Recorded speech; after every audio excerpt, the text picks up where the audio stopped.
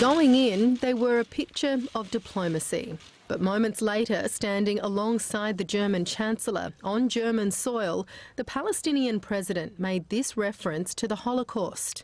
From 1947 to the present day, Israel has committed 50 massacres in Palestinian villages and cities. 50 massacres, 50 holocausts.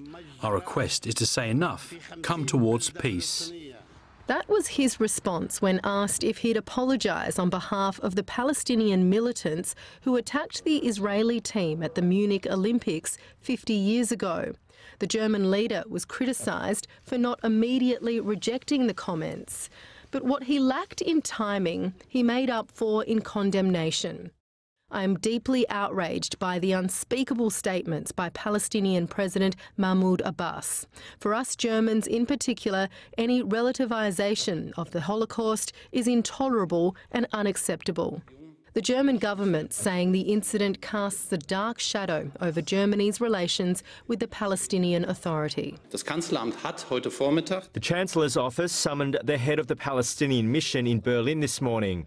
The Chancellor expects the Palestinian president to acknowledge the singularity of the Holocaust without any reservation. Israel's caretaker Prime Minister piling on his condemnation, describing the Palestinian leader's remarks as a monstrous lie. 6 million Jews were murdered in the Holocaust, including 1.5 million Jewish children. History will never forgive him. Across the whole political spectrum in Germany, there was outrage, justifiably outrage.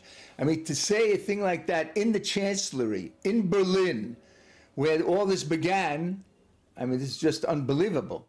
Later, through a written statement, the Palestinian leader's office issued this clarification. President Mahmoud Abbas reaffirms that the Holocaust is the most heinous crime in modern human history.